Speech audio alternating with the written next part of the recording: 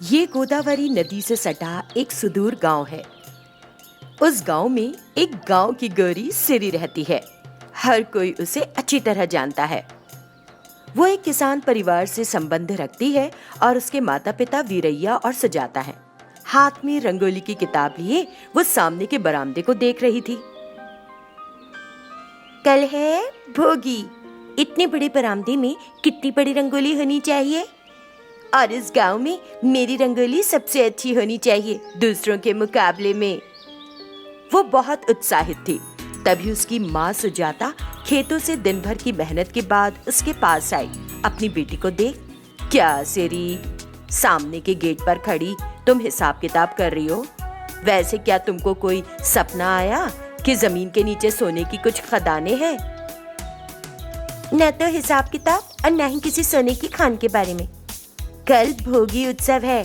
मैं बस रंगोली के बारे में सोच रही हूँ कि कितनी बड़ी बननी चाहिए और कितनी अच्छी होनी चाहिए।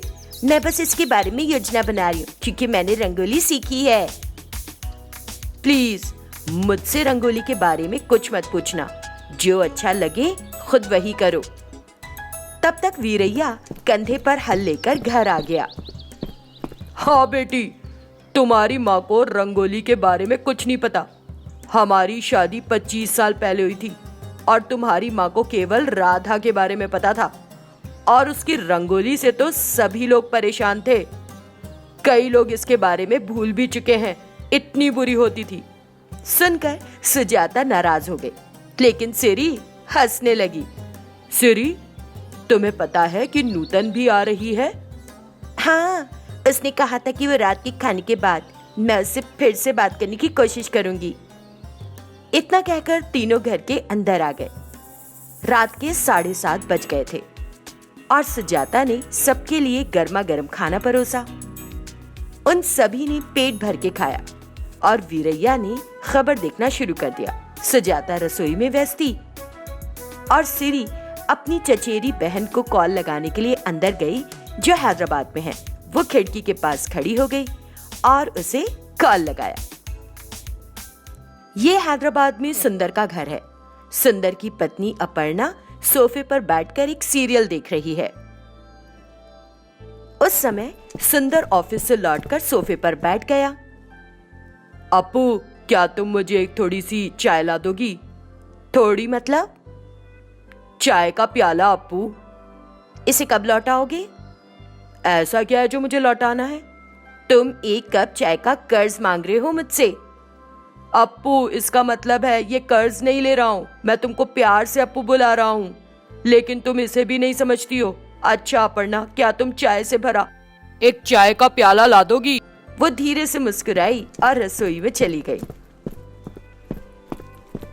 ऑफिस में बॉस जितना सीरियस है, घर पर पत्नी उतनी कॉमेडी। जिंदगी मजाक बन गई है। जब वो ये सोच रहा था, अपर्णा एक गर्मा गर्म चाय का प्याला ले आई। सुंदर सोफे पर बैठकर चाय पीने लगा। उधर अपने बेडरूम में नूतन अपने लैपटॉप पर काम कर रही थी। इस बीच उसके फोन पर एक कॉल आया और उसने देखा कि सिरी का कॉल है और उसने तुरंत कॉल रिसीव किया।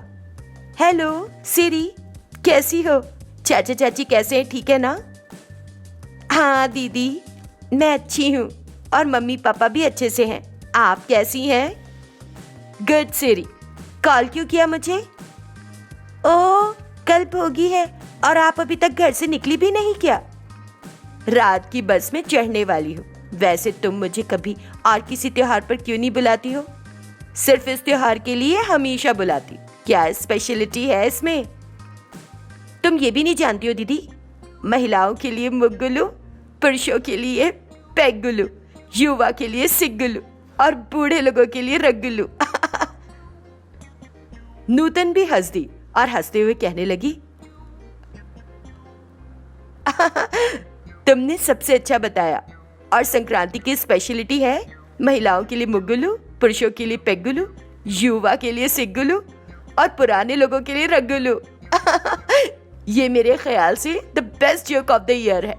Super joke. मेरे पास इस तरह की कई कॉमेडी बातें हैं। आप रात को चढ़ जाना बस में, ताकि हम कल बहुत सी चीजों के बारे में बात कर सकें और खूब मजे कर सकें। ठीक है सिरी, गुड नाइट। गुड नाइट दीदी। अगले दिन भोगी थी। सिरी जल्दी उठी और स्नान किया। वो बाहर रंगोली बना रही थी, तभी नूतन अपना बैग लेकर आ गई। दोनों एक दूसरे को देखने के लिए उत्साहित थी।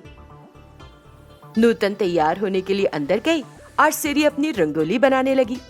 1 घंटे बाद सभी तैयार होकर हॉल में बैठ गए। सुजाता संक्रांति का महत्व बताने लगी। संक्रांति शब्द में सोम का अर्थ बहुत अधिक से होता है और क्रांति का अर्थ आरंभ से होता है।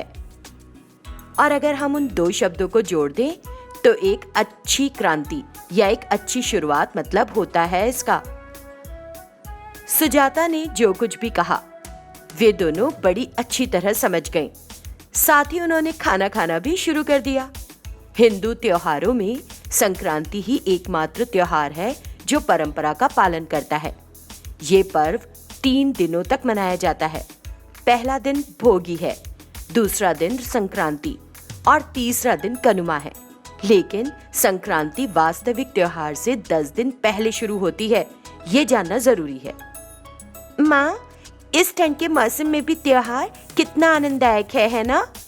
इस त्योहार के मौसम के दौरान अलग अलग पोशाक वाले लोग आते हैं और घरों में जाते हैं और हमारे गांव में मुर्गा लड़ाई भी तो होती है और बैलगाड़ियों की दौड़ भी होती है। तब तक सुजाता अंदर गई और सबके लिए खीर ले आई। भोगी के दिन वे क्या करते हैं? भोगी के दिन लोग सुबह जल्दी उठते हैं और बेकार पड़ी चीजों से अलाव जलाते हैं और नई चीजों से शुरुआत करना चाहते हैं और घर में खिलौनों को सजाते हैं और बच्चों पर जामुन डालकर आशीर्वाद देते हैं।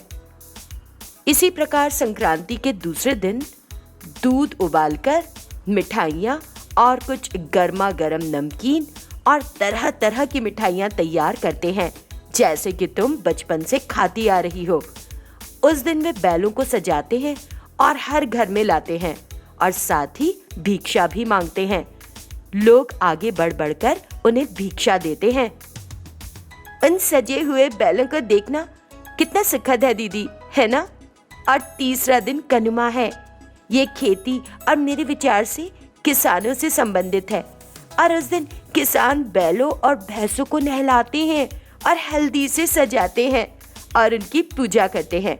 इतनी सारी बातें जानने के बाद मतलब संक्रांति का कितना महत्व है ना छोटी माँ? हाँ बेटी, है तो। सिरी, नूतन और अन्य लोग अपने लिए लाई नई पोशाक पहनते हैं और पतंग उड़ाने लगते हैं और लोग सजाए गए बैलों का प्रत्येक घर में लाते हैं और वे बैलों को हर घर के सामने कुछ नचाते भी हैं। सुजाता ने नूतन के साथ बैलों की पूजा की और वो बहुत उत्साहित थी। ऐसे उन सब ने बनाया संक्रांति पर्व। आप सभी को संक्रांति की शुभकामनाएं।